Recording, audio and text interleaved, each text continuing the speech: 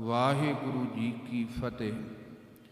ਧੰਨ ਧੰਨ ਸ਼੍ਰੀ ਗੁਰੂ ਗ੍ਰੰਥ ਸਾਹਿਬ ਜੀ ਨਾਲ ਸੰਬੰਧਿਤ ਆਪਾਂ ਸਾਲ ਵਿੱਚ 3 ਦਿਹਾੜੇ ਮਨਾਉਂਦੇ ਹਾਂ। ਇੱਕ ਸਤਿਗੁਰੂ ਗੁਰੂ ਗ੍ਰੰਥ ਸਾਹਿਬ ਜੀ ਦਾ ਪਹਿਲਾ ਪ੍ਰਕਾਸ਼ ਪੁਰਬ ਸਤੰਬਰ 1604 ਧੰਨ ਗੁਰੂ ਅਰਜਨ ਦੇਵ ਸਾਹਿਬ ਜੀ ਨੇ ਇਹ ਬਾਣੀ ਕਾ ਬੋਹਿਤ ਤਿਆਰ ਕੀਤਾ ਹੈ। ਸ੍ਰੀ ਦਰਬਾਰ ਸਾਹਿਬ ਪਹਿਲਾ ਪ੍ਰਕਾਸ਼ ਹੋਇਆ। ਦੂਸਰਾ ਦਿਹਾੜਾ ਆਪਾਂ ਮਨਾਉਂਦੇ ਹਾਂ 102 ਸਾਲ ਬਾਅਦ। ਕਹਿਣ ਤੋਂ ਮੁਰਾਦ 1706 ਨੂੰ ਗੁਰਦੁਆਰਾ ਲਿਖਣਸਰ ਸਾਹਿਬ ਦਮਦਮਾ ਸਾਹਿਬ ਜੀ ਦੀ ਪਾਵਨ ਧਰਤੀ 'ਤੇ, ਜਿੱਥੇ ਭਾਈ ਸਾਹਿਬ ਭਾਈ ਮਨੀ ਸਿੰਘ ਜੀ ਕੋਲੋਂ ਸਾਹਿਬ ਸ਼੍ਰੀ ਗੁਰੂ ਗੋਬਿੰਦ ਸਿੰਘ ਸਤਿਗੁਰੂ ਨੇ ਗੁਰੂ ਤੇਗ ਬਹਾਦਰ ਸਾਹਿਬ ਜੀ ਦੀ ਬਾਣੀ ਆਦਿ ਸ਼੍ਰੀ ਗੁਰੂ ਗ੍ਰੰਥ ਸਾਹਿਬ ਜੀ ਦੇ ਅੰਦਰ ਦਰਜ ਕਰਾਈ। ਇਹ ਦੂਸਰਾ ਦਿਹਾੜਾ ਹੈ ਜਿਹਨੂੰ ਆਪਾਂ ਸੰਪੂਰਨਤਾ ਦਿਵਸ ਆਖਦੇ ਹਾਂ। ਇਸ ਤੋਂ 2 ਸਾਲ ਬਾਅਦ, ਕਹਿਣ ਤੋਂ ਮੁਰਾਦ 1708 ਨੂੰ ਨੰਦੇੜ ਦੀ ਧਰਤੀ 'ਤੇ ਧੰਨ ਗੁਰੂ ਗੋਬਿੰਦ ਸਿੰਘ ਸਾਹਿਬ ਨੇ ਗੁਰੂ ਗ੍ਰੰਥ ਸਾਹਿਬ ਅੱਗੇ ਸ਼ੀਸ਼ ਝੁਕਾਇਆ। ਧੰਨ ਗੁਰੂ ਗ੍ਰੰਥ ਸਾਹਿਬ ਜੀ ਨੂੰ ਗੁਰਗੱਦੀ ਬਖਸ਼ਿਸ਼ ਕੀਤੀ ਹੈ। ਆਪ ਸਤਿਗੁਰ ਜੋਤੀ ਜੋਤ ਸਮਾ ਗਏ। ਸਮੁੱਚਾ ਗੁਰੂ ਨਾਨਕ ਨਾਮ ਲੇਵਾ ਪੰਥ ਇਹ 3 ਦਿਹਾੜੇ ਗੁਰੂ ਗ੍ਰੰਥ ਸਾਹਿਬ ਜੀ ਨਾਲ ਸੰਬੰਧਿਤ ਮਨਾਉਂਦਾ ਹੈ। ਅਤੇ ਆਪਾਂ ਜਿਸ ਦਿਹਾੜੇ ਨੂੰ ਅੱਜ ਮਨਾ ਰਹੇ ਹਾਂ, ਪਹਿਲਾ ਪ੍ਰਕਾਸ਼ ਪੁਰਬ, ਧੰਨ ਗੁਰੂ ਅਰਜਨ ਦੇਵ ਸਾਹਿਬ ਜੀ ਨੇ ਇਹ ਜੋ ਸਾਨੂੰ ਦਾਤ ਬਾਣੀ ਰੂਪ ਅੰਦਰ ਬਖਸ਼ਿਸ਼ ਕੀਤੀ ਹੈ। ਜਦੋਂ ਆਪਾਂ ਤਵਾਰੀਖ ਨੂੰ ਵੇਖਦੇ ਹਾਂ, ਵੈਸੇ ਮੈਂ ਬੇਨਤੀ ਕਰਾਂ, ਸ਼ਬਦ ਦਾ ਪ੍ਰਕਾਸ਼ ਜੁਗੋ ਜੁਗ ਅਟਲ ਹੈ। ਇਹ ਦਿਹਾੜਾ ਬਾਣੀ ਦੇ ਪ੍ਰਕਾਸ਼ ਨਾਲ ਸੰਬੰਧਿਤ ਨਹੀਂ ਹੈ। ਬਾਣੀ ਦਾ ਪ੍ਰਕਾਸ਼ ਸਦੀਵੀ ਹੈ ਅਤੇ ਸਤਿਗੁਰਾਂ ਨੇ ਸਾਨੂੰ ਸ਼ਬਦ ਬਾਣੀ ਦੇ ਨਾਲ ਜੋੜਿਆ, ਜਿਹੜਾ ਸਦੀਵੀ ਨਿਰੰਤਰ ਵਰਤਦਾ ਹੈ। ਆਦ ਅੰਤ ਏਕੈ ਅਵਤਾਰਾ, ਸੋਈ ਗੁਰੂ ਸਮਝਿਓ ਹਮਾਰਾ। ਅਤੇ ਨਾ ਸਿੱਖ ਗੁਰੂ ਦਾ ਆਦ ਜਾਣ ਸਕਦਾ, ਨਾ ਅੰਤ ਹੀ ਜਾਣ ਸਕਦਾ। ਬਾਣੀ ਦੇ ਬੋਲ ਨੇ ਪਿਤਾ ਕਾ ਜਨਮ ਕੇ ਜਾਣੈ ਪੂਤ। ਸਾਡੇ ਕੋਲ ਸਮਰੱਥਾ ਨਹੀਂ ਹੈ ਆਪਾਂ ਸ਼ਬਦ ਗੁਰੂ ਦਾ ਅੰਤ ਪਾ ਸਕੀਏ। ਸਾਡੇ ਕੋਲ ਸਮਰੱਥਾ ਨਹੀਂ ਹੈ ਸਤਿਗੁਰ ਕੇ ਜੀ ਕੀ ਸਾਰ ਨਾ ਜਾਪੈ, ਕਿ ਸਤਿਗੁਰ ਸਾਚੈ ਭਾਵੈ। ਸਿੱਖ ਦੇ ਕੋਲ ਇਤਨੀ ਸਮਰੱਥਾ ਨਹੀਂ ਹੈ ਗੁਰੂ ਦੇ ਹਿਰਦੇ ਨੂੰ ਸਿੱਖ ਪੜ੍ਹ ਸਕੇ, ਗੁਰੂ ਦੀ ਪੂਰਨ ਤੌਰ 'ਤੇ ਸਾਰ ਜਾਣ ਸਕੇ। ਸੋ ਦਾਸ ਬੇਨਤੀ ਕਰ ਰਿਹਾ, ਸ਼ਬਦ ਦਾ ਪ੍ਰਕਾਸ਼ ਸਦੀਵੀ ਹੈ, ਸਦੀਵੀ ਰਹੇਗਾ। ਹਾਂ, ਜਦੋਂ ਗੁਰੂ ਗ੍ਰੰਥ ਸਾਹਿਬ ਜੀ ਦੇ ਦੀਦਾਰ ਕਰਦੇ ਹਾਂ, ਸ਼ਬਦ ਦਾ ਪ੍ਰਕਾਸ਼ ਹੋਇਆ ਜਦੋਂ ਬਾਬਾ ਫਰੀਦ ਜੀ ਨੇ ਬਾਣੀ ਉਚਾਰੀ ਹੈ। ਸ਼ਬਦ ਦਾ ਪ੍ਰਕਾਸ਼ ਹੋਇਆ ਜਦੋਂ ਭਗਤ ਜੈਦੇਵ ਜੀ ਨੇ ਬਾਣੀ ਉਚਾਰੀ ਹੈ। ਅਤੇ ਬਾਣੀ ਕਦੋਂ ਉਚਰਦੀ ਹੈ? ਸਤਿਗੁਰ ਦੇ ਬੋਲ ਆਉਂਦੇ ਨੇ, ਏਕ ਜੋਤ ਏਕਾ ਮਿਲੀ, ਕਿੰਬਾ ਹੋਏ ਮਹੋਏ। ਜਿਤ ਘਟ ਨਾਮ ਨ ਊਪਜੈ, ਫੂਟ ਮਰੈ ਜਨ ਸੋਏ। ਗੁਰਦੇਵ ਕਹਿੰਦੇ ਇਹ ਅੰਮ੍ਰਿਤ ਭਿੱਜੇ ਉਹਨਾਂ ਹਿਰਦਿਆਂ 'ਚੋਂ ਬੋਲ ਨਿਕਲੇ ਨੇ ਜਿਹੜੇ ਜੋਤੀ ਜੋਤ ਸਮਾਏ ਨੇ। ਜੋਤ ਦਾ ਜੋਤ ਵਿੱਚ ਸਮਾ ਜਾਣਾ, ਜਿਹੜੇ 2 ਤੋਂ 1 ਹੋ ਗਏ, ਜਿਨ੍ਹਾਂ ਨੇ ਆਪਣੇ ਅਸਲੇ ਉਸ ਮਾਲਕ ਵਿੱਚ ਅਭੇਦਤਾ ਪ੍ਰਾਪਤ ਕੀਤੀ ਹੈ। ਉੱਥੋਂ ਇਸ ਬਾਣੀ ਦਾ ਪ੍ਰਕਾਸ਼ ਹੋਇਆ। ਅਤੇ ਪ੍ਰਕਾਸ਼ ਹੋ ਗਿਆ ਜਦੋਂ ਭਗਤ ਕਬੀਰ ਜੀ ਬੋਲੇ ਨੇ, ਭਗਤ ਰਵਿਦਾਸ ਜੀ ਬੋਲੇ ਨੇ, ਭਗਤ ਸੈਣ ਜੀ ਬੋਲੇ ਨੇ। ਹਾਂ ਗੁਰਮੁਖੋ, ਵੱਖ-ਵੱਖ ਕਿੱਤੇ ਕਰਨ ਵਾਲੇ, ਕਿਉਂਕਿ ਬਾਣੀ ਨਾ ਕਿਸੇ ਭੇਖ ਦਾ ਮੁਥਾਜ ਹੈ, ਬਾਣੀ ਨਾ ਕਿਸੇ ਕਿਰਤ ਦੀ ਮੁਤਾਜ ਹੈ। ਆਮ ਤੌਰ ਤੇ ਰੱਬ ਦੇ ਪਿਆਰੇ ਭਗਤ ਆਪਣੀ ਕਿਰਤ ਕਾਰ ਕਰਦਿਆਂ, ਕੋਈ ਕੱਪੜਾ ਬੁਣਦਾ ਹੈ, ਕੋਈ ਖੇਤੀ ਕਰਦਾ ਹੈ, ਕੋਈ ਚੰਮ ਦਾ ਕੰਮ ਕਰਦਾ ਹੈ, ਆਪਣੀ ਕਿਰਤ ਕਾਰ ਕਰਦਿਆਂ ਜਦੋਂ ਰੱਬ ਦੇ ਪਿਆਰੇ ਅਸਲੇ 'ਚ ਅਭੇਦ ਹੋਏ, ਉੱਥੋਂ ਜਿਹੜਾ ਅਨੁਭਵ ਫੁੱਟਿਆ ਹੈ ਉਹ ਬਾਣੀ ਰੂਪ ਦੇ ਵਿੱਚ ਪ੍ਰਗਟ ਹੋਇਆ ਹੈ। ਸੋ ਸ਼ਬਦ ਦਾ ਪ੍ਰਕਾਸ਼ ਸਦੀਵੀ ਹੈ। ਹਾਂ, ਸਾਹਿਬ ਨੇ ਬਾਣੀ ਨੂੰ ਤਖਤ ਤੇ ਪ੍ਰਕਾਸ਼ ਵੀ ਤਾਂ ਕਰਕੇ ਕੀਤਾ, ਸਿਖਾ ਬਾਹਰੀ ਤੌਰ ਤੇ ਤੂੰ ਚਾਨਣ ਦੇ ਬੜੇ ਪ੍ਰਬੰਧ ਕੀਤੇ ਨੇ, ਬਹਿਰੂਨੀ ਤੌਰ ਤੇ ਬੰਦੇ ਨੇ ਨਹੀਂ, ਰੱਬ ਨੇ ਵੀ ਪ੍ਰਬੰਧ ਕੀਤਾ। ਸੂਰਜ ਹੈ, ਚੰਦਰਮਾ ਹੈ, ਪਰ ਜਿਤਨੇ ਵੀ ਬਾਹਰੀ ਤੌਰ ਤੇ ਪ੍ਰਕਾਸ਼ ਦੇ ਸਾਧਨ ਹੋਣ, ਜਿੰਨਾ ਚਿਰ ਤੱਕ ਗੁਰੂ ਸ਼ਬਦ ਦੀ ਅੰਦਰ ਲੋ ਨਹੀਂ ਵਰਤਦੀ, ਉਹਨਾਂ ਚਿਰ ਤੱਕ ਜੀਵਨ ਦਾ ਭਰਮ ਨਹੀਂ ਮਿਟਣਾ, ਉਹਨਾਂ ਚਿਰ ਤੱਕ ਦੁੱਖ ਨਹੀਂ ਮਿਟਣੇ, ਉਹਨਾਂ ਚਿਰ ਤੱਕ ਭੈ ਜੀਵਨ ਦਾ ਦੂਰ ਨਹੀਂ ਹੋਣਾ। ਗੁਰਦੇਵ ਨੇ ਬਾਣੀ ਤਖਤ ਤੇ ਪ੍ਰਕਾਸ਼ ਕੀਤੀ ਹੈ, ਸਿਖਾ ਤੇਰੇ ਹਿਰਦਿਆਂ 'ਚ ਇਹ ਬਾਣੀ ਪ੍ਰਕਾਸ਼ ਹੋ ਜਾਏ। ਸਤਿਗੁਰ ਦਾ ਸ਼ਬਦ, ਗੁਰੂ ਕੀ ਬਾਣੀ, ਜਿਹਨੂੰ ਸਾਹਿਬ ਕਹਿੰਦੇ ਇੱਕ ਦੀਵਾ ਹੈ, ਇੱਕ ਜਗ ਦੀ ਜੋਤ ਹੈ, ਆਖਦੇ ਨੇ ਉਹ ਹਿਰਦਾ, ਉਹ ਜੀਵਨ ਭਰਮਾਂ ਤੋਂ, ਭੁਲੇਖਾ ਤੋਂ, ਦਵੈਤ ਤੋਂ ਸਦੀਵੀ ਰਹਿਤ ਹੋ ਜਾਂਦਾ ਹੈ। ਸਤਿਗੁਰ ਸ਼ਬਦ ਉਜਾਰੋ ਦੀਪਾ, ਬਿਨਸਿਓ ਅੰਧਕਾਰ ਤੇ ਮੰਦਰ ਰਤਨ ਕੋਠੜੀ ਖੁੱਲੀ ਅਨੂਪਾ। ਆ ਗੁਰੂ ਕਾ ਸ਼ਬਦ ਇੱਕ ਦੀਪਕ ਹੈ, ਜਿਹੜਾ ਅੰਦਰੂਨੀ ਤੌਰ ਤੇ ਸਾਨੂੰ ਚਾਨਣ, ਸਾਨੂੰ ਬੋਧ ਬਖਸ਼ਿਸ਼ ਕਰਦਾ ਹੈ। ਤੇ ਜਿੱਥੇ ਸਾਹਿਬ ਕਹਿੰਦੇ ਸ਼ਬਦ ਦਾ, ਬਾਣੀ ਦਾ ਦੀਪਕ ਨਹੀਂ, ਆਪਾਂ ਪ੍ਰਕਾਸ਼ ਪੁਰਬ ਮਨਾ ਰਹੇ ਹਾਂ, ਤੇ ਸਾਹਿਬ ਕਹਿੰਦੇ ਬਿਨ ਸ਼ਬਦੈ ਅੰਤਰ ਆਨੇਰਾ, ਨਾ ਵਸਤ ਲਹੈ ਨਾ ਚੂਕੈ ਫੇਰਾ। ਬਿਨਾਂ ਗੁਰੂ ਸ਼ਬਦ ਤੋਂ ਜੀਵਨ ਵਿੱਚ ਹਨੇਰਾ ਹੈ, ਵਸਤ ਨਹੀਂ ਪ੍ਰਾਪਤ ਹੋਣੀ। ਉਹ ਰੱਬੀ ਦਾਤਾਂ ਨਾਲ ਸਾਂਝ ਨਹੀਂ ਬਣਾ ਸਕਦੇ ਜਿੰਨਾ ਚਿਰ ਤੱਕ ਗੁਰੂ ਸ਼ਬਦ ਨਹੀਂ ਹੈ। ਤੋ ਸਮੁੱਚੀ ਮਾਨਵਤਾ ਦੇ ਕੋਲ ਇਹ ਦਾਤ ਪਹੁੰਚ ਜਾਏ, ਇਸ ਵਾਸਤੇ ਸਤਿਗੁਰਾਂ ਨੇ ਬੜਾ ਪਿਆਰਾ ਉਪਰਾਲਾ ਕੀਤਾ ਹੈ। ਧੰਨ ਗੁਰੂ ਨਾਨਕ ਸਾਹਿਬ ਜੀ ਦੇ ਸਮੇਂ ਤੋਂ ਵੇਖੋ, ਭਾਵੇਂ ਭਗਤਾਂ ਦੀ ਬਾਣੀ ਮੌਜੂਦ ਸੀ, ਪਰ ਆਮ ਮਨੁੱਖਤਾ ਵਾਸਤੇ ਨਹੀਂ ਸੀ। ਭਗਤਾਂ ਦੀ ਬਾਣੀ ਨੂੰ ਸਤਿਗੁਰਾਂ ਨੇ ਮਨੁੱਖਤਾ ਨੂੰ ਸੁਪਰਦ ਕੀਤਾ, ਸਤਿਗੁਰਾਂ ਨੇ ਬਖਸ਼ਿਸ਼ ਕੀਤੀ।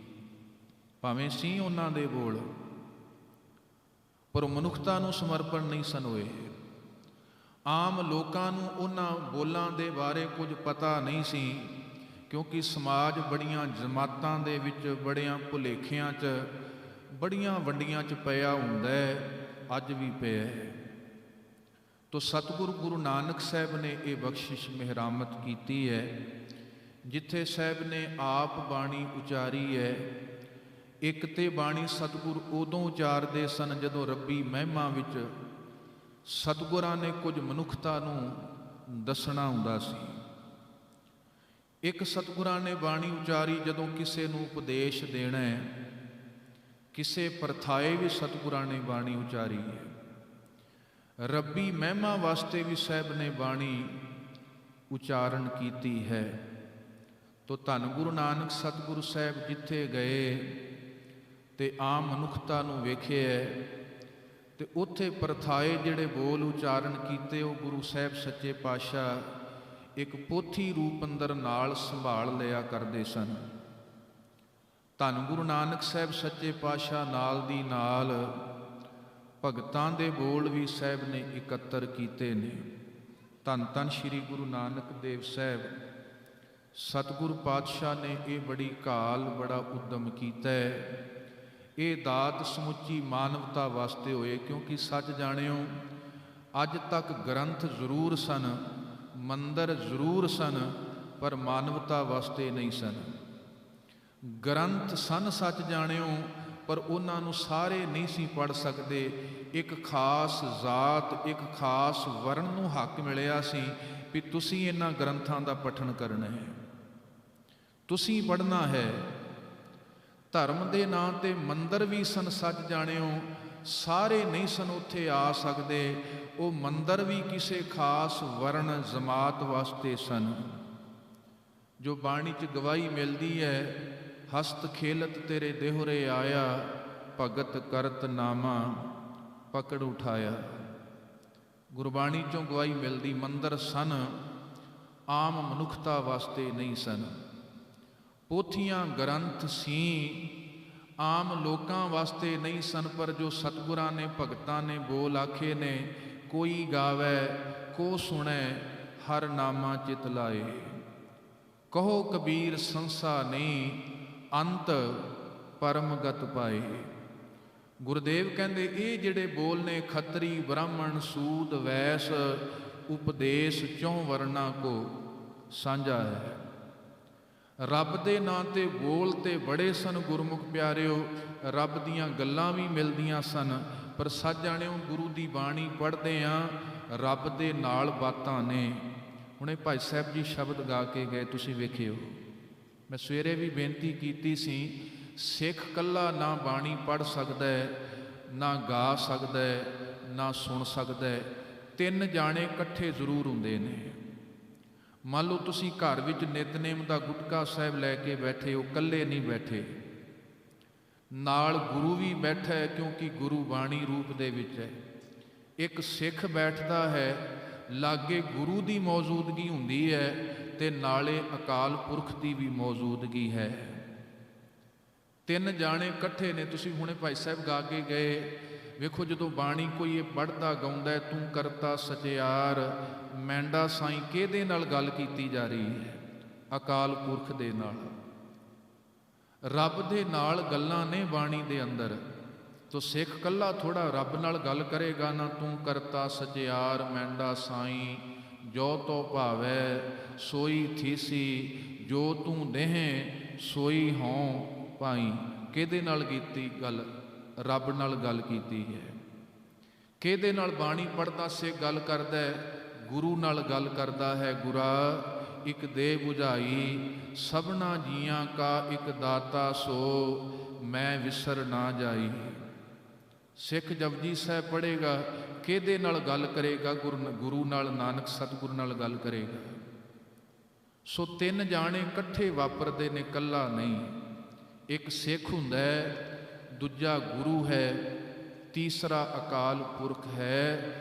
ਜਿੱਥੇ ਵੀ ਬਾਣੀ ਪੜ੍ਹੀ ਜਾ ਰਹੀ ਹੈ, ਗਾਈ ਜਾ ਰਹੀ ਹੈ, ਵਿਚਾਰੀ ਜਾ ਰਹੀ ਹੈ, ਸੁਣੀ ਜਾ ਰਹੀ ਹੈ ਨਾ ਗੁਰਸਿੱਖੋ, ਉੱਥੇ ਤਿੰਨਾਂ ਦੀ ਮੌਜੂਦਗੀ ਜ਼ਰੂਰ ਹੋਏਗੀ। ਤੋ ਬਾਣੀ ਰੱਬ ਦੇ ਨਾਲ ਗੱਲ ਹੈ। ਭਗਤਾਂ ਨੇ ਰੱਬ ਨਾਲ ਬਾਤਾਂ ਪਾਈਆਂ, ਸਤਿਗੁਰਾਂ ਨੇ ਰੱਬ ਨਾਲ ਬਾਤਾਂ ਪਾਈਆਂ। ਕਦੇ ਰੱਬ ਬੋਲਦਾ, ਕਦੇ ਗੁਰੂ ਬੋਲਦਾ, ਕਦੇ ਸਿੱਖ ਸਿਜਦਾ ਕਰਦਾ, ਬੇਨਤੀ ਕਰਦਾ। ਕਿੰਨੇ ਰੂਪਾਂ ਦੇ ਅੰਦਰ ਗੁਰੂ ਕੀ ਬਾਣੀ, ਗੁਰੂ ਕਾ ਸ਼ਬਦ ਹੈ। ਸੋ ਸੱਚੇ ਪਾਤਸ਼ਾਹ ਨੇ ਇਹ ਬਖਸ਼ਿਸ਼ ਕੀਤੀ, ਜਦੋਂ ਅਸੀਂ ਮਾਲਕ ਨਾਲ ਬਾਤ ਕਰਨੀ ਹੈ, ਗੁਰੂ ਨਾਲ ਸਾਂਝ ਪਾਉਣੀ ਹੈ, ਕੋਈ ਵੀ ਪਾ ਲੈ। ਕੋਈ ਗਾਵੇ ਕੋ ਸੁਣੇ ਹਰ ਨਾਮਾ ਚਿਤ ਲਾਏ। ਭਗਤਾਂ ਨੇ ਕਿਹਾ, ਲੋਕੋ ਤੁਹਾਡੇ ਗ੍ਰੰਥ ਤੁਹਾਡੇ ਹੋਣਗੇ, ਜਿਹੜੇ ਰੱਬ ਦੇ ਬੋਲ ਨੇ ਸਭ ਦੇ ਸਾਂਝੇ ਨੇ।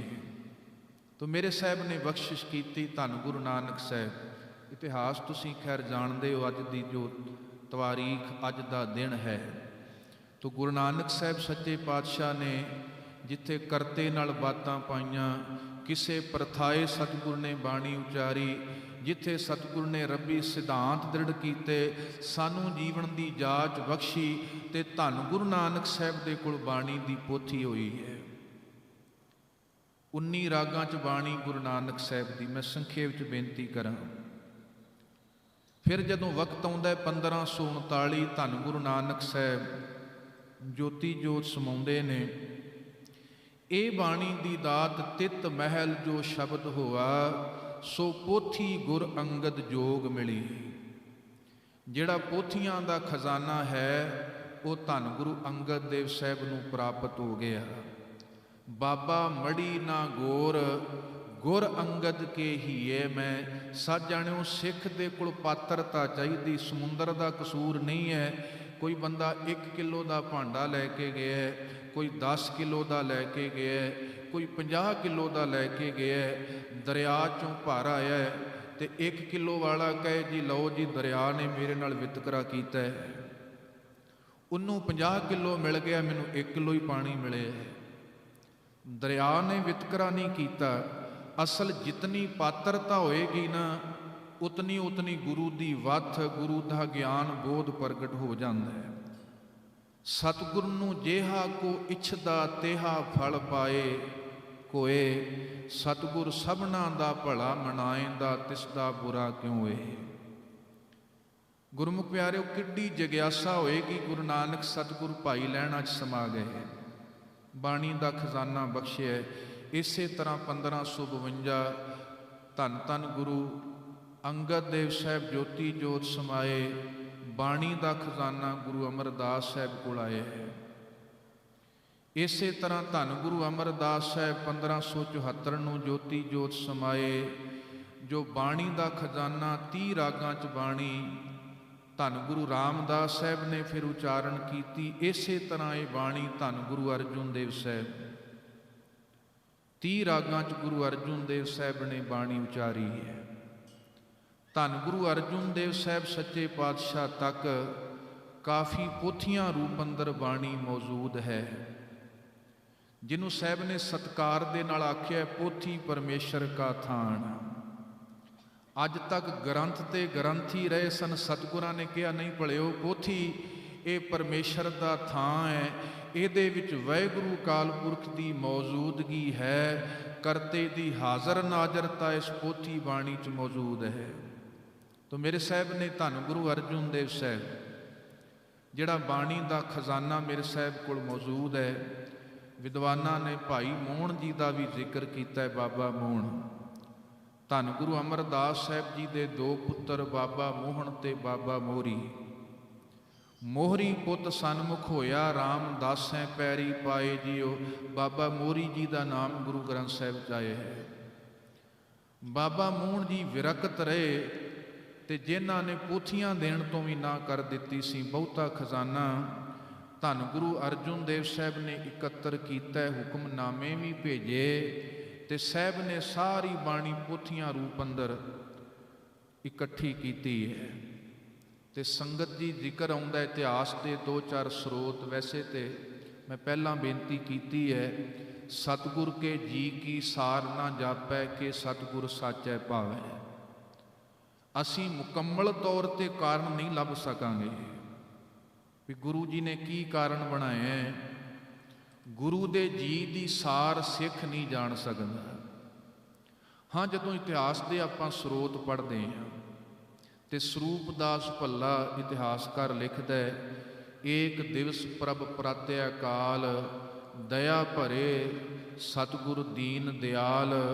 ਯਹ ਉਪਜੀ ਜਗ ਪ੍ਰਗਟਿਓ ਪੰਥ, ਤਿਹ ਕਾਰਨ ਕੀਜੈ ਅਬ ਗ੍ਰੰਥ। ਧੰਨ ਗੁਰੂ ਅਰਜੁਨ ਦੇਵ ਸਾਹਿਬ ਨੇ ਸੋਚ ਵਿਚਾਰ ਕੀਤੀ ਵੀ ਪੰਥ ਗੁਰੂ ਨਾਨਕ ਸਾਹਿਬ ਤੋਂ ਪ੍ਰਗਟ ਹੋ ਗਿਆ। ਮਾਰਿਆ ਸਿੱਕਾ ਜਗਤ ਵਿੱਚ ਨਾਨਕ ਨਿਰਮਲ ਪੰਥ ਚਲਾਇਆ। ਪੰਥ ਵਾਸਤੇ ਪਾਵਨ ਗ੍ਰੰਥ ਦੀ ਜ਼ਰੂਰਤ ਹੈ। ਇੱਕ ਤੇ ਇਹ ਕਾਰਨ ਸੀ ਕਿਉਂਕਿ ਪੰਥ ਉਹਨਾਂ ਚਿਰ ਤੱਕ ਦੁਨੀਆ 'ਚ ਨਹੀਂ ਰਹਿ ਸਕਦਾ ਜੇ ਉਹਦੇ ਕੋਲ ਗ੍ਰੰਥ ਨਾ ਹੋਏ। ਵੈਸੇ ਵਿਦਵਾਨ ਪੁਰਸ਼ਾਂ ਨੇ 3 ਪਵਿੱਤਰ ਚੀਜ਼ਾਂ ਦਾ ਜ਼ਿਕਰ ਕੀਤਾ ਹੈ, ਅਹਿਲੇ ਕਲਾਮ, ਅਹਿਲੇ ਮੁਕਾਮ, ਅਹਿਲੇ ਨਿਜ਼ਾਮ। ਪਵਿੱਤਰ ਬਾਣੀ ਹੋਵੇ, ਪਵਿੱਤਰ ਅਸਥਾਨ ਹੋਵੇ ਤੇ ਸੋਹਣਾ ਨਿਜ਼ਾਮ ਪ੍ਰਬੰਧਕੀ ਢਾਂਚਾ ਹੋਵੇ। ਇਹ ਗੁਰੂ ਕਾਲ ਤੋਂ ਹੀ ਸਤਿਗੁਰਾਂ ਨੇ ਇਹ ਬਖਸ਼ਿਸ਼ਾਂ ਕੀਤੀਆਂ ਨੇ। ਤੋ ਧੰਨ ਗੁਰੂ ਅਰਜੁਨ ਦੇਵ ਸਾਹਿਬ ਸੱਚੇ ਪਾਤਸ਼ਾਹ ਨੇ 1588 ਨੂੰ, ਤੇ ਬੜੀ ਹੈਰਾਨੀ ਹੈ, ਸਤਿਗੁਰ ਦੇ ਨਾਨਕ ਸਾਹਿਬ ਦੇ ਦਰ ਘਰ ਦੀ ਹਰੇਕ ਬਾਤ ਹੀ ਅਨੋਖੀ ਹੈ। ਤਾਂ ਹੀ ਬਾਣੀ 'ਚ ਇੱਕ ਵਚਨ ਆਉਂਦਾ ਹੈ, ਹੋਰਿਓ ਗੰਗ ਵਹਾਈਐ ਦੁਨਿਆਈ ਆਖੈ ਕਿ ਕਿਉਨ। ਲੋਕ ਕਹਿੰਦੇ ਨੇ ਬਾਬਾ ਨਾਨਕ ਨੇ ਕੀ ਕਰ ਦਿੱਤਾ ਹੈ, ਜਿਹਨੂੰ ਆਪਾਂ ਕਹਿ ਦਿੰਦੇ ਉਲਟੀ ਗੰਗਾ ਚਲਾ ਦੇਣੀ। ਹੋਰਿਓ ਗੰਗ ਵਹਾਈਐ, ਇਹਦਾ ਅਰਥ ਹੈ ਸਤਿਗੁਰੂ ਨਾਨਕ ਸਾਹਿਬ ਦੇ ਦਰ ਘਰ ਦੀ ਮਰਿਆਦਾ ਬੜੀ ਵੱਖਰੀ ਹੈ। ਧੰਨ ਗੁਰੂ ਅਰਜੁਨ ਦੇਵ ਸਾਹਿਬ ਨੇ 1588 ਨੂੰ ਅੱਜ ਧਰਮ ਦੇ ਕੇਂਦਰ ਦੀ ਨੀਂਹ ਰੱਖੀ ਜਾਣੀ ਹੈ। ਤੇ ਕਿੰਨੇ ਰੱਖੀ ਸੀ? ਲਾਹੌਰ ਦੇ ਸੂਫੀ ਫਕੀਰ ਸਾਈਂ ਮੀਆਂ ਮੀਰ ਜੀ ਨੇ। ਸਤਿਗੁਰ ਨੇ ਵੇਖੋ ਸਾਰੇ ਵਿਤਕਰੇ ਦੂਰ ਕਰ ਦਿੱਤੇ ਨੇ। ਧਰਮ ਜਿਹੜਾ ਹੈ ਨਾ, ਜਿੱਥੇ ਰੱਬੀ ਮਹਿਮਾ ਦੀ ਗੱਲ ਕਰੀਏ, ਰੱਬੀ ਗਿਆਨ ਦੀ ਗੱਲ ਕਰੀਏ, ਉਹ ਸਭ ਦਾ ਸਾਂਝਾ ਹੈ। ਤੇ ਤੁਸੀਂ ਵੇਖੋ ਖਾਸ ਹਦਾਇਤਾਂ ਸਤਿਗੁਰਾਂ ਨੇ ਬਖਸ਼ਿਸ਼ ਕੀਤੀਆਂ ਨੇ। ਬਾਣੀ 'ਚ ਬਹੁਤ ਕੁਝ ਮਿਲ ਜਾਂਦਾ ਹੈ, ਪਰ ਕੁਝ ਚੀਜ਼ਾਂ ਬਾਣੀ 'ਚ ਨਹੀਂ ਮਿਲਦੀਆਂ। ਬਾਣੀ 'ਚ ਤੁਹਾਨੂੰ ਵਿਤਕਰਾ ਨਹੀਂ ਮਿਲੇਗਾ। ਵੇਖਿਓ, ਨਾ ਕਿਸੇ ਬੋਲੀ ਦਾ ਵਿਤਕਰਾ ਮਿਲਦਾ ਹੈ, ਨਾ ਕਿਸੇ ਥਾਂ ਦਾ ਵਿਤਕਰਾ ਮਿਲਦਾ ਹੈ, ਨਾ ਕਿਸੇ ਜ਼ਾਤ ਦਾ ਵਿਤਕਰਾ ਮਿਲਦਾ ਹੈ, ਨਾ ਅਮੀਰੀ ਗਰੀਬੀ ਦਾ ਵਿਤਕਰਾ ਮਿਲਦਾ ਹੈ। ਗੁਰੂ ਗ੍ਰੰਥ ਸਾਹਿਬ ਤੁਹਾਨੂੰ ਵਿਤਕਰਾ ਨਹੀਂ ਮਿਲੇਗਾ। ਧੰਨ ਗੁਰੂ ਗ੍ਰੰਥ ਸਾਹਿਬ ਸੱਚੇ ਪਾਤਸ਼ਾਹ ਦੀ ਅੰਦਰ ਕਿਰਤ ਦੀ ਪੂਜਾ ਨਹੀਂ ਮਿਲਦੀ। ਅੱਜ ਤੱਕ ਦੁਨੀਆ ਕਿਰਤ ਨੂੰ, ਤੱਤਾਂ ਨੂੰ ਪੂਜ ਰਹੀ ਹੈ। ਸਾਹਿਬ ਦੀ ਪਾਵਨ ਬਾਣੀ 'ਚ ਅਕਾਲ ਦੀ ਪੂਜਾ ਹੈ, ਕਿਰਤ ਦੀ ਪੂਜਾ ਨਹੀਂ ਹੈ। ਗੁਰਦੇਵ ਕਹਿੰਦੇ ਤੇ ਬੁਲਬੁਲੇ ਵਰਗੂ ਬਣਦੀ ਤੇ ਮਿਟਦੀ ਹੈ, ਜੈਸੇ ਜਲ ਤੇ ਬੁੱਧ ਬੁਦਾ ਉਪਜੈ ਬਿਨਸੈ ਨੀਤ, ਜਗ ਰਚਨਾ ਤੈਸੇ ਰਚੀ ਕਹੋ ਨਾਨਕ ਸੁਨ ਮੀਤ। ਬਾਣੀ 'ਚ ਕਿਰਤ ਦੀ ਪੂਜਾ ਨਹੀਂ। ਹੋਰ ਮੈਂ ਬੇਨਤੀ ਕਰਾਂ, ਗੁਰਬਾਣੀ 'ਚ ਰੱਬ ਦਾ ਕੋਈ ਸ਼ਰੀਕ ਨਹੀਂ ਹੈ, ਕੋਈ ਸ਼ਰੀਕ ਨਹੀਂ ਮਿਲੇਗਾ। ਸਤਿਗੁਰਾਂ ਨੇ ਬਾਤ ਹੀ ਇੱਕ ਓੰਕਾਰ ਤੋਂ ਸ਼ੁਰੂ ਕੀਤੀ ਹੈ। ਤੇ ਤੁਸੀਂ ਬਾਣੀ ਪੜ੍ਹਦੇ ਹੋ, ਸਹਿਜ ਪਾਠ ਕਰਦੇ ਹੋ, ਜਿਸ ਪਾਵਨ ਸਰੂਪ ਦੇ ਤੁਸੀਂ ਦਰਸ਼ਨ ਕਰ ਰਹੇ ਹੋ ਨਾ, 1430 ਅੰਗ ਨੇ, ਪਰ ਗੁਰੂ ਗ੍ਰੰਥ ਸਾਹਿਬ 'ਚ ਅੰਕਾਂ ਦੀ ਗਿਣਤੀ ਹੈ ਨਾ ਜਿਹੜੀ, ਉਹ 2 ਤੋਂ ਸ਼ੁਰੂ ਹੁੰਦੀ ਹੈ। ਪਹਿਲੇ ਅੰਗ ਤੇ ਉੱਪਰ ਏਕਾ ਨਹੀਂ ਆਇਆ। ਤੁਸੀਂ ਦੇਖਣਾ ਕਦੇ 2 ਤੋਂ ਗਿਣਤੀ ਸ਼ੁਰੂ ਹੁੰਦੀ ਹੈ। ਕਿਉਂ? ਸਤਿਗੁਰ ਨੇ ਸਭ ਤੋਂ ਪਹਿਲੋਂ ਇੱਕ ਓੰਕਾਰ ਲਿਖਿਆ ਗੁਰੂ ਗ੍ਰੰਥ ਸਾਹਿਬ ਜੀ ਦੇ ਅੰਦਰ। ਤੇ ਜਿੱਥੇ ਇੱਕ ਓੰਕਾਰ ਦਾ ਏਕਾ ਆ ਗਿਆ ਨਾ, ਸਾਹਿਬ ਕਹਿੰਦੇ ਇਹਦਾ ਮੈਂ ਦੂਜਾ ਏਕਾ ਸ਼ਰੀਕ ਨਹੀਂ ਬਣਾਉਣਾ। ਉੱਥੇ ਏਕਾ ਨਹੀਂ ਲਾਇਆ ਸਾਹਿਬ ਨੇ ਪਹਿਲੇ ਅੰਗ ਤੇ। ਕਿਉਂ? ਸਾਹਿਬ ਜੀ ਕਹਿੰਦੇ ਕਿਉਂਕਿ ਸਿੱਖੋ, ਜਿਸ ਇੱਕ ਓਂਕਾਰ ਦਾ ਜ਼ਿਕਰ ਸਾਹਿਬ ਦੀ ਬਾਣੀ ਜਿਹਦੀ ਮਹਿਮਾ ਹੋਣੀ ਹੈ, ਉਹਦਾ ਕੋਈ ਸ਼ਰੀਕ ਨਹੀਂ ਹੈ ਗੁਰੂ ਗ੍ਰੰਥ ਸਾਹਿਬ ਵਿੱਚ। ਇੱਕ ਦਾ ਕੋਈ ਸ਼ਰੀਕ ਨਹੀਂ ਹੈ। ਏਕੋ ਹੈ ਭਾਈ, ਏਕੋ ਹੈ ਸਾਹਿਬ ਮੇਰਾ, ਏਕੋ ਹੈ। ਗੁਰੂ ਗ੍ਰੰਥ ਸਾਹਿਬ 'ਚ ਹਉ ਨਹੀਂ ਮਿਲਦੀ। ਜਿੰਨੇ ਵੀ ਭਗਤ, ਜਿੰਨੇ ਵੀ ਗੁਰੂ ਸਾਹਿਬਾਨਾਂ ਦੀ ਬਾਣੀ ਹੈ, ਜੇ ਆਪਾਂ ਬਾਣੀ ਵੇਖਦੇ ਹਾਂ ਨਾ, ਗੁਰੂਆਂ ਦੀ ਬਾਣੀ ਹੈ। ਵੈਸੇ ਬਾਣੀ ਸਾਰੀ ਇੱਕੋ ਰੂਪ, ਮੈਂ ਬੇਨਤੀ ਕਰਾਂ, ਪਰ ਫਿਰ ਵੀ ਸਾਨੂੰ ਪਤਾ ਹੋਣਾ ਚਾਹੀਦਾ ਹੈ, ਗੁਰੂ ਗ੍ਰੰਥ ਸਾਹਿਬ ਜੀ ਦੇ ਪਾਵਨ ਅੰਮ੍ਰਿਤ ਖਜ਼ਾਨੇ ਦੇ ਅੰਦਰ ਗੁਰੂ ਸਾਹਿਬਾਨਾਂ ਦੀ ਬਾਣੀ ਹੈ। ਧੰਨ ਗੁਰੂ ਅਰਜੁਨ ਦੇਵ ਸਾਹਿਬ ਤੱਕ ਪਹਿਲੀ ਪਾਤਸ਼ਾਹੀ ਤੇ ਗੁਰੂ ਤੇਗ ਬਹਾਦਰ ਸਾਹਿਬ 9ਵੀਂ ਪਾਤਸ਼ਾਹੀ। ਦੂਸਰਾ ਬਾਣੀ ਹੈ ਭਗਤ ਬਾਣੀ ਹੈ, 15 ਭਗਤਾਂ ਦੀ। ਤੀਸਰੀ ਬਾਣੀ ਹੈ ਗੁਰੂ ਗ੍ਰੰਥ ਸਾਹਿਬ, ਜਿਹਨੂੰ ਆਪਾਂ ਕਹਿੰਦੇ ਭੱਟ ਬਾਣੀ, ਭੱਟ ਸਾਹਿਬਾਨਾਂ ਦੇ ਬੋਲ ਨੇ। ਚੌਥਾ ਬਾਣੀ ਦੀ ਸ਼੍ਰੇਣੀ ਹੈ ਗੁਰਸਿੱਖਾਂ ਦੀ ਬਾਣੀ। ਬਾਬਾ ਸੱਤਾ ਜੀ, ਬਾਬਾ ਬਲਵੰਡ ਜੀ, ਬਾਬਾ ਸੁੰਦਰ ਜੀ, ਇਹ 4 ਸ਼੍ਰੇਣੀਆਂ ਜੇ ਆਪਾਂ ਵੇਖਦੇ ਹਾਂ। ਗੁਰੂਆਂ ਦੀ ਬਾਣੀ ਹੈ, ਭਗਤ ਸਾਹਿਬਾਨਾਂ ਦੀ ਬਾਣੀ ਹੈ, ਭੱਟ ਸਾਹਿਬਾਨਾਂ ਦੀ ਬਾਣੀ ਹੈ, ਤੇ ਗੁਰਸਿੱਖਾਂ ਦੀ ਬਾਣੀ ਗੁਰੂ ਗ੍ਰੰਥ ਸਾਹਿਬ ਵਿੱਚ ਹੈ। ਹਾਂ, ਸਾਰੀ ਬਾਣੀ ਇੱਕੋ ਰੂਪ ਦੇ ਵਿੱਚ ਹੈ। ਸਾਰੀ ਬਾਣੀ ਦਾ ਆਸ਼ਾ ਇੱਕੋ ਹੀ, ਮੈਂ ਬੇਨਤੀ ਕਰ ਰਿਹਾ। ਤੋ ਸਾਹਿਬ ਜੀ ਨੇ ਵੇਖੋ ਕਿੱਡੀ ਸੋਹਣੀ ਦਾਤ ਬਖਸ਼ਿਸ਼ ਕੀਤੀ। ਵਿਤਕਰਾ ਨਹੀਂ, ਬਾਣੀ 'ਚ ਹਉ ਨਹੀਂ, ਬਾਣੀ 'ਚ ਰੱਬ ਦਾ ਕੋਈ ਸ਼ਰੀਕ ਨਹੀਂ, ਬਾਣੀ 'ਚ ਸਹਿਜ ਭਗਤੀ ਹੈ, ਪ੍ਰਚੰਡ ਭਗਤੀ ਨਹੀਂ ਆਈ। ਤੇ ਸਤਿਗੁਰਾਂ ਨੇ ਰਾਗ ਵੀ ਉਹ ਵਰਤੇ ਨੇ ਜਿਹੜੇ ਸਹਿਜ ਵਾਲੇ ਹੋਣ। ਤੇ ਸਤਿਗੁਰਾਂ ਨੇ ਰਾਗਨੀਆਂ ਨਹੀਂ, ਰਾਗਨੀਆਂ ਆਈਆਂ ਨੇ, ਰਾਗਾਂ ਨਾਲ ਮਿਸ਼ਰਤ ਰੂਪ ਦੇ ਵਿੱਚ ਆਈਆਂ ਨੇ। ਰਾਗਨੀ ਆਮ ਤੌਰ ਤੇ ਐਸ਼ ਵਾਸਤੇ, ਮਨੋਰੰਜਨ ਵਾਸਤੇ ਵਰਤੀ ਜਾਂਦੀ ਸੀ। ਸਾਹਿਬ ਨੇ ਉਹ ਰਾਗ ਵਰਤੇ ਨੇ ਜਿਹੜੇ ਸਹਿਜ ਵਾਲੇ, ਠਹਿਰਾਅ ਵਾਲੇ ਨੇ। ਤੋ ਸਤਿਗੁਰਾਂ ਨੇ ਬੜੀਆਂ ਇਹ ਬਖਸ਼ਿਸ਼ ਕੀਤੀਆਂ, ਮੈਂ ਬੇਨਤੀ ਕਰ ਰਿਹਾ ਹਾਂ।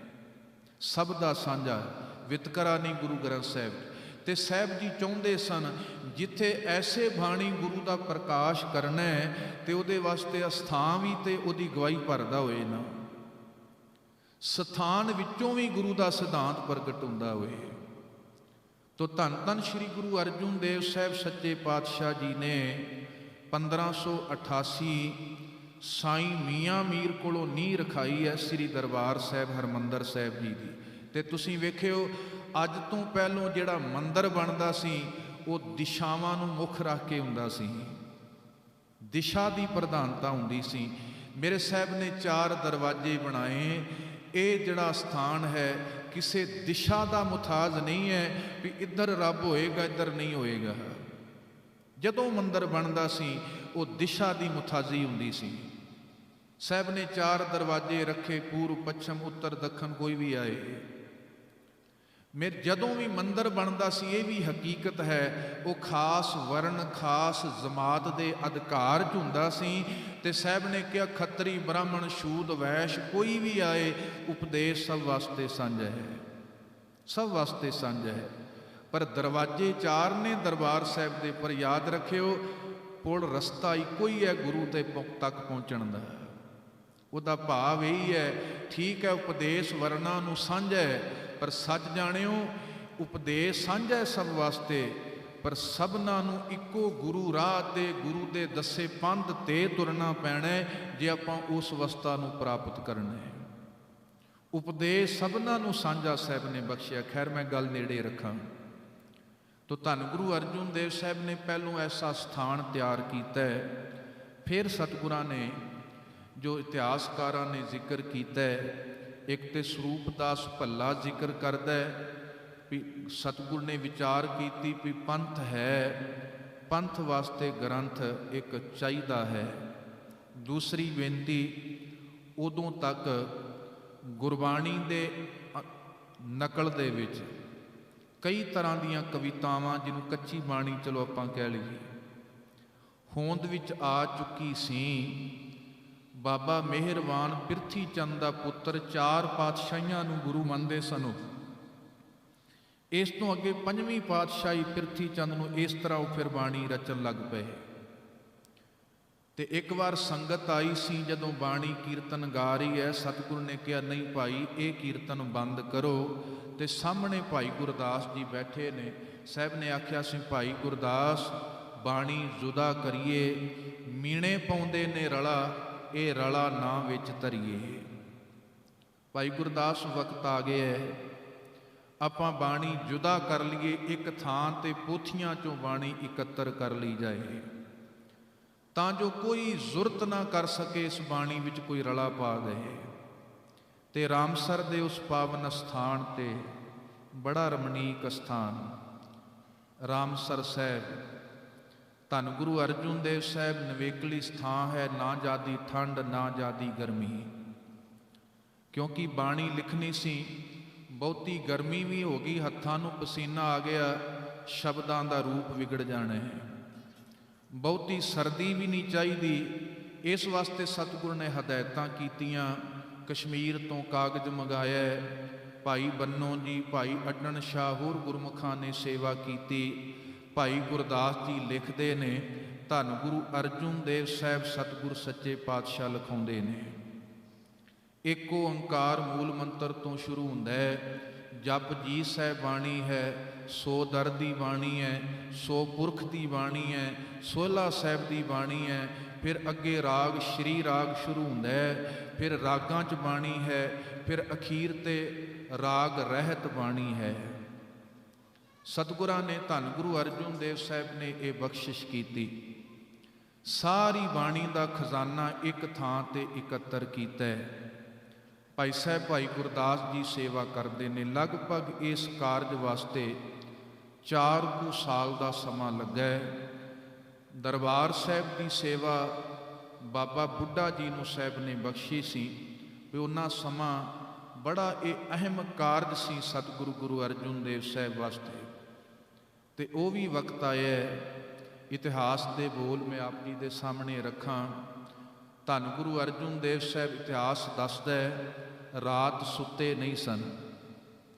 ਜਦੋਂ ਪਾਵਨ ਸਰੂਪ ਮੁਕੰਮਲ ਹੋਇਆ ਨਾ, ਸ਼ੁਕਰਾਨਾ ਕਰ ਦਿੱਤਾ, ਤੇਰਾ ਕੀਤਾ ਜਾਤੋ ਨਾਹੀ ਮੈਨੂੰ ਜੋਗ, ਸਾਰੇ ਆਖੋ ਮੈਨੂੰ ਜੋਗ ਕੀ ਤੋਈ, ਮੈਂ ਨਿਰਗੁਣ ਯਾਰੇ ਕੋ ਗੁਣ ਨਾਹੀ, ਆਪੇ ਤਰਸ ਪਿਓਈ, ਤਰਸ ਪਿਆ ਮਿਹਰਾਮਤ ਹੋਈ, ਸਤਿਗੁਰ ਸੱਜਣ ਮਿਲਿਆ ਨਾਨਕ ਨਾਮ ਮਿਲੈ ਤਾਂ ਜੀਵਾਂ, ਤਨ ਮਨ ਥੀਵੈ ਹਰਿਆ। ਸ਼ੁਕਰਾਨਾ ਕੀਤਾ ਵਾਹਿਗੁਰੂ ਦਾ। ਤੇ ਰਾਤ ਸਤਿਗੁਰ ਸੁੱਤੇ ਨਹੀਂ ਸਨ, ਕਿਉਂਕਿ ਸਵੇਰੇ ਪ੍ਰਕਾਸ਼ ਹੋਣਾ ਅੰਮ੍ਰਿਤ ਵੇਲੇ। ਵਿਚਾਰ ਸੀ ਸੰਭਾਲ ਕੌਣ ਕਰੇਗਾ। ਤੇ ਮੈਂ ਬੇਨਤੀ ਕਰਾਂ, ਉਸ ਵਕਤ ਬੇਦੀਆਂ ਦੀ ਕੁੱਲ ਦੇ ਵਿੱਚੋਂ ਵੀ ਨੇ, ਇਹ ਨਹੀਂ ਵੀ ਗੁਰੂ ਦੀ ਕੁੱਲ ਚੋਂ ਸਾਰੇ ਵਿਰੋਧੀ ਹੋ ਗਏ ਸਨ, ਨਹੀਂ। ਗੁਰੂ ਆਸ਼ੇ ਅਨੁਸਾਰ ਵੀ ਵਰਤਣ ਵਾਲੇ ਸਨ। ਧਿਆਨ ਬੇਦੀਆਂ ਵੱਲ ਵੀ ਗਿਆ, ਧਿਆਨ ਤੇਹਣ ਜਿਹੜੇ ਸਨ ਗੁਰੂ ਅੰਗਦ ਦੇਵ ਸਾਹਿਬ ਦੀ ਕੁੱਲ ਵਿੱਚੋਂ, ਭੱਲਿਆਂ ਵੱਲ ਵੀ ਧਿਆਨ ਗਿਆ ਤੇ ਸੋਢੀਆਂ ਵੱਲ ਵੀ ਗਿਆ। ਇੱਥੇ 4 ਕੁੱਲਾਂ ਜੇ ਆਪਾਂ ਵੇਖੀਏ ਜਿੱਥੋਂ ਗੁਰੂ ਸਾਹਿਬ ਸੱਚੇ ਪਾਤਸ਼ਾਹ ਪ੍ਰਗਟ ਹੋਏ। ਹੁਣ ਸਾਹਿਬ ਨੇ ਵੇਖਿਆ ਵੀ ਗੁਰੂ ਦੀ ਕੁੱਲ ਵੀ ਹੈ, ਇਹ ਸਰੀਰ ਦੀ ਕੁੱਲ। ਪਰ ਜੇ ਆਪਾਂ ਸੱਚ ਜਾਣਿਓ ਗੁਰੂ ਕੀ ਬਾਣੀ ਪੜ੍ਹਦੇ ਆ ਨਾ, ਮੈਂ ਥੋੜ੍ਹਾ ਜਿਹਾ ਬਚਨ ਸਾਂਝਾ ਕਰ ਲਾਂ। ਪਿਉ ਦਾਦੇ ਜੇ ਵਿਹਾ ਪੋਤਾ ਪਰਵਾਨ, ਸੋ ਟਿੱਕਾ ਸੋ ਬਹਿਣਾ ਸੋਈ ਦੀ ਬਾਣ। ਜਦੋਂ ਆਪਾਂ ਗੁਰਸਿੱਖਾਂ ਦੀ ਬਾਣੀ ਪੜ੍ਹਦੇ ਹਾਂ ਗੁਰੂ ਗ੍ਰੰਥ ਸਾਹਿਬ 'ਚ, ਉਹਨਾਂ ਨੇ ਜ਼ਿਕਰ ਕੀਤਾ ਗੁਰੂ ਨਾਨਕ ਦੀ ਕੁੱਲ ਹੈ। ਗੁਰੂ ਨਾਨਕ ਦਾਦਾ ਹੈ, ਪਿਤਾ ਹੈ ਧੰਨ ਗੁਰੂ ਅੰਗਦ ਦੇਵ ਸਾਹਿਬ, ਪੋਤਾ ਹੈ ਧੰਨ ਗੁਰੂ ਅਮਰਦਾਸ ਸਾਹਿਬ। ਜੇ ਗੁਰੂ ਨਾਨਕ ਦੀ ਕੁੱਲ ਵੇਖਣੀ ਹੈ, ਸਾਨੂੰ ਇਹ ਜੋਤ ਵਾਲੀ ਕੁੱਲ ਵੇਖਣੀ ਪਏਗੀ, ਜ਼ਾਤ ਵਾਲੀ ਨਹੀਂ। ਤੇ ਇਤਿਹਾਸ ਜ਼ਿਕਰ ਕਰਦਾ ਹੈ ਧੰਨ ਗੁਰੂ ਅਰਜੁਨ ਦੇਵ ਸਾਹਿਬ ਸਤਿਗੁਰੂ ਸੁੱਤੇ ਨਹੀਂ। ਖਿਆਲ ਫਿਰ ਇਹ ਆਇਆ ਸੀ, ਬਾਬਾ ਬੁੱਢਾ ਜੀ ਗੁਰੂਆਂ ਦੀ ਕੁੱਲ ਚੋਂ ਕਿਸੇ ਨੂੰ ਤਾਬਿਆ ਨਹੀਂ ਬਿਠਾਇਆ, ਕਿਉਂਕਿ ਫਿਰ ਸੱਚ ਜਾਣਿਓ ਕੁੱਲ ਵਿੱਚ ਦਾਅਵੇਦਾਰ ਵੀ ਬੜੇ ਸਨ। ਕਹਿਣਾ ਸੀ ਇਹ ਬੇਦੀਆਂ ਦਾ ਗੁਰੂ ਹੈ, ਸੋਢੀਆਂ ਦਾ ਗੁਰੂ ਹੈ, ਤੇ ਕੁੱਲ ਦਾ ਮਾਣ ਪੈਦਾ ਹੋ ਜਾਣਾ ਸੀ। ਸਾਹਿਬ ਨੂੰ ਫਿਰ ਚੇਤਾ ਕੀਤਾ ਬਾਬਾ ਬੁੱਢਾ ਜੀ ਗੁਰੂ ਕਾ ਪਿਆਰਾ ਸਿੱਖ। ਤੇ ਇਤਿਹਾਸ ਜ਼ਿਕਰ ਕਰਦਾ ਸਾਹਿਬ ਨੇ ਸੱਦਿਆ ਸੀ, ਸੱਦ ਭੇਜੀ, ਕਿਉਂਕਿ ਆਪ ਸਤਿਗੁਰੂ ਨਿਗਰਾਨੀ 'ਚ ਰਹੇ ਜਿੰਨਾ ਸਮਾਂ ਗੁਰੂ ਗ੍ਰੰਥ ਸਾਹਿਬ ਜੀ ਦਾ ਸਰੂਪ ਤਿਆਰ ਨਹੀਂ ਹੋਇਆ।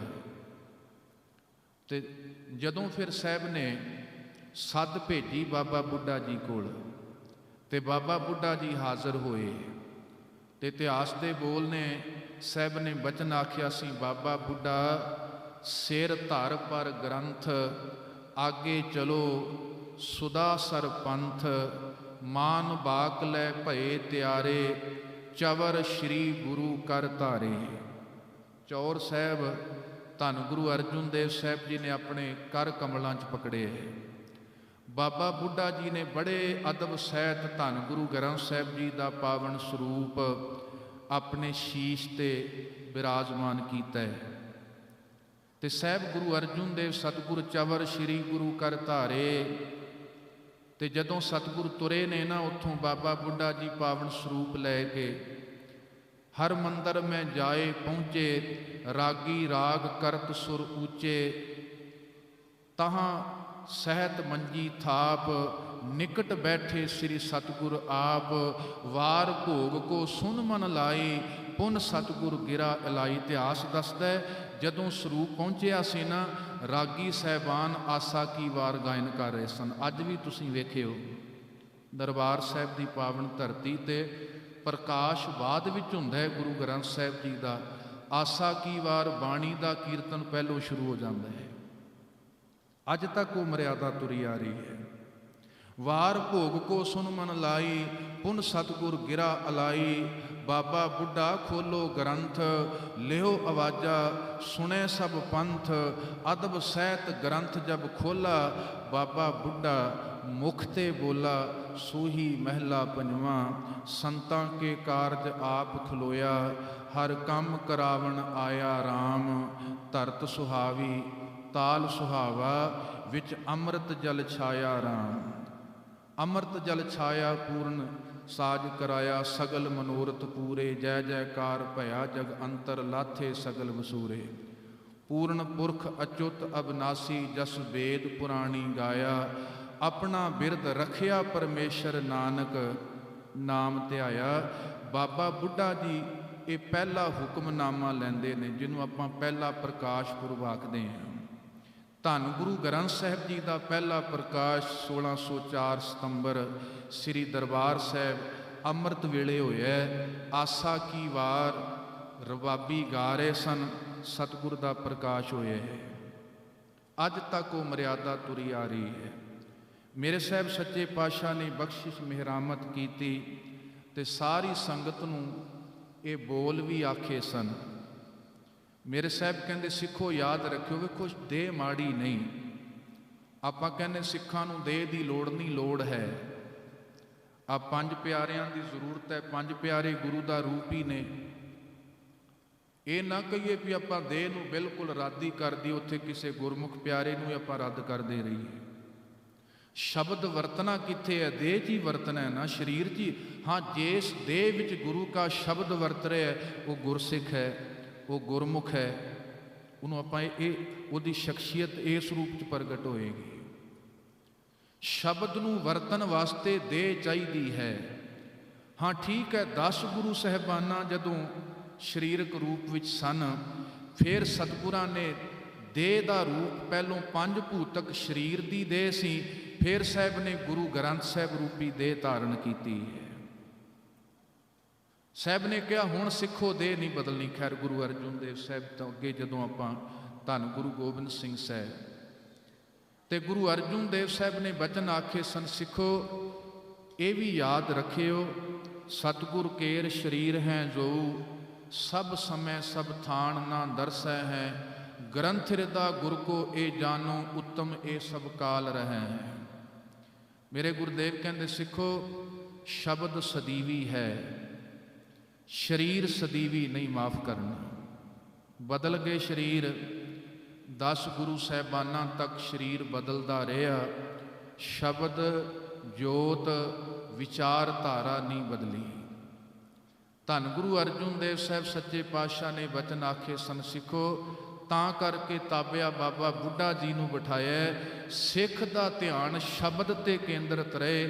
ਜੇ ਸਾਹਿਬ ਕਹਿੰਦੇ ਅਸੀਂ ਬਿਰਾਜਮਾਨ ਹੋ ਜਾਂਦੇ, ਫਿਰ ਸਿੱਖੋ ਤੁਹਾਡਾ ਧਿਆਨ ਦੇਹ ਵੱਲ ਵੀ ਜਾਣਾ ਸੀ। ਗੁਰੂ ਚਾਹੁੰਦਾ ਸਿੱਖ ਦਾ ਧਿਆਨ ਪੂਰਨ ਤੌਰ ਤੇ ਸ਼ਬਦ ਬਾਣੀ ਰੂਪ 'ਚ ਕੇਂਦਰਿਤ ਹੋਏ। ਉਹ ਕਿਸੇ ਰੂਪ ਅੰਦਰ ਵੀ ਸਿੱਖ ਬਾਣੀ ਨਾਲ ਜੁੜੇ, ਉਹ ਪਾਠ ਰੂਪ ਅੰਦਰ, ਉਹ ਕੀਰਤਨ ਰੂਪ ਅੰਦਰ, ਵਿਚਾਰ ਰੂਪ ਅੰਦਰ, ਕੇਸ ਰੂਪ 'ਚ ਵੀ ਜੁੜੇ। ਤੇ ਮੇਰੇ ਸਾਹਿਬ ਨੇ ਬਖਸ਼ਿਸ਼ ਕੀਤੀ ਬੜੀ ਮਹਾਨ ਦਾਤ, ਸਤਿਗੁਰ ਦੀ ਅੰਮ੍ਰਿਤ ਬਾਣੀ ਰੂਪ ਅੰਦਰ ਸਾਨੂੰ ਸਾਹਿਬਾਨ ਨੇ ਬਖਸ਼ੀ ਹੈ। ਤੇ ਇਤਿਹਾਸ ਗਵਾਹੀ ਭਰਦਾ ਕੋਠਾ ਸਾਹਿਬ ਦਾ ਉਹ ਪਾਵਨ ਸਥਾਨ ਜਿੱਥੇ ਧੰਨ ਗੁਰੂ ਅਰਜਨ ਦੇਵ ਸਾਹਿਬ ਵਿਸ਼ਰਾਮ ਕਰਦੇ ਸਨ। ਕੋਠਾ ਸੀ, ਸੰਗਤ ਸਤਿਕਾਰ ਨਾਲ ਕੋਠਾ ਸਾਹਿਬ ਆਖਦੀ ਹੈ। ਉਹ ਜਿਹੜਾ ਸਥਾਨ ਅੱਜ ਕੱਲ੍ਹ ਆਪਾਂ ਸ਼੍ਰੀ ਅਕਾਲ ਤਖਤ ਸਾਹਿਬ, ਜਿੱਥੇ ਧੰਨ ਗੁਰੂ ਗ੍ਰੰਥ ਸਾਹਿਬ ਸੱਚੇ ਪਾਤਸ਼ਾਹ ਜੀ ਦਾ ਸੁਖਾਸਨ ਹੋਇਆ, ਸਰੀਰ ਥੱਲੇ ਹੈ, ਸ਼ਬਦ ਉੱਚਾ ਹੈ। ਉਹ ਗਵਾਹੀ ਅੱਜ ਤੱਕ ਉਹ ਥਾਂ ਭਰਦਾ ਹੈ ਵੀ ਸਰੀਰ ਮੁਬਾਰਕ ਹੈ ਸਰੀਰ, ਪਰ ਸਰੀਰ ਤੋਂ ਸ਼ਬਦ ਦਾ ਦਰਜਾ ਬਹੁਤ ਉੱਚਾ ਹੈ। ਜਦੋਂ ਵੀ ਜੀਵਨ ਸਵਾਰਿਆ ਜਾਣਾ, ਸੱਚੇ ਸ਼ਬਦ ਬਾਣੀ ਨਾਲ ਸਵਾਰਿਆ ਜਾਣਾ। ਸਾਚੀ ਲਿਵੈ ਬਿਨ ਦੇਹ ਨਿਮਾਣੀ, ਦੇਹ ਨਿਮਾਣੀ ਲਿਵੈ ਬਾਝੋਂ, ਕਿਆ ਕਰੇ ਵਿਚਾਰੀਆ, ਏਸ ਨੂੰ ਹੁਰ ਥਾਉ ਨਾਹੀ, ਸ਼ਬਦ ਲਾਗ ਸਵਾਰੀਆ। ਜਦੋਂ ਵੀ ਨੇ ਸਵਾਰਿਆ ਜਾਣਾ, ਸ਼ਬਦ ਅੰਮ੍ਰਿਤ ਬਾਣੀ ਦੇ ਨਾਲ ਲੱਗ ਕੇ ਸਵਾਰਿਆ ਜਾਣਾ।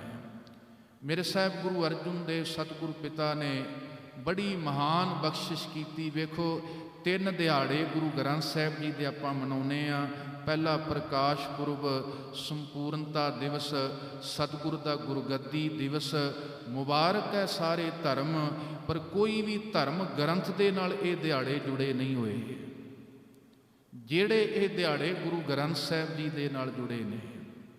ਇਹ ਗੁਰੂ ਘਰ ਦਾ ਬੜਾ ਪਿਆਰਾ ਵਿਦਵਾਨ ਹੋਇਆ ਕਵੀ ਨਿਹਾਲ ਸਿੰਘ, ਤੁਸੀਂ ਬੜੀ ਵਾਰ ਉਹਦੇ ਬੋਲ ਸੁਣੇ ਹੋਣਗੇ।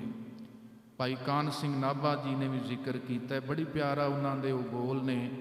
ਉਹ ਆਖਦਾ, ਕਾਹੂ ਕੋ ਭਰੋਸੋ ਜ਼ਮੀਨ ਕੋ ਜ਼ਮਾਨੇ ਵਿਖੈ, ਕਾਹੂ ਕੋ ਭਰੋਸੋ ਜੋਰ ਚਾਕਰੀ ਜਹਾਜ ਪੈ, ਕਾਹੂ ਕੋ ਭਰੋਸੋ ਭਾਰੀ ਸ਼ਾਹ ਪਾਤਸ਼ਾਹ ਮੀਤ, ਕਾਹੂ ਕੋ ਭਰੋਸੋ ਸੰਤ ਗਿਰੀ ਕੀ ਮਜ਼ਾਜ ਪੈ, काहू को भरोसो देव बाणी और पारसी पै, मोको तो भरोसो एक गुरु ग्रंथ साहिब महाराज पै। ठीक है, किसी का भरोसा कुछ होए, किसी का कुछ होए, सिख का भरोसा गुरु ग्रंथ साहिब ते होना चाहिए है। तो जिहड़ी दात साहिब ने बख्शी सानू बाणी शब्द रूप अंदर, ते सतगुरु ने हुक्म भी किया, सिखो प्रभ बाणी शब्द सुभाखिया, गावो सुनो पढ़ो नित भाई, गुर पूरै तू राखिया। शब्द का विसाह ना खाई, शब्द नूं जीवन का शिंगार जरूर बनाई। हमारी प्यारी अमृत धारी, गुर निमख ना मन ते टारी रे। दर्शन परसन सरसन हरसन, रंग रंगी करतारी रे। खिन राम गुर गम, हर दम ना जम, हर नानक कंठ उरहारी रे। जिस बाणी नूं शिंगार सज जाणिओ, इस गुरु नानक दे विहड़े च गुरु भी बाणी करके गुरु है, तो सिख भी बाणी करके सिख है। जे बाणी नहीं सिख, सिख भी नहीं। जे बाणी नहीं सच जाणिओ, गुरु वो गुरु नहीं हो सकता। इस वास्ते सतगुरां ने सानू दात बख्शी, सिख कदे ना भुले बाणी गुरु। सारे आखो बाणी गुरु, गुरु है बाणी, विच बाणी अमृत सारे। गुर बाणी कह सेवक जन मानै, पर तख गुरु निस्तारे।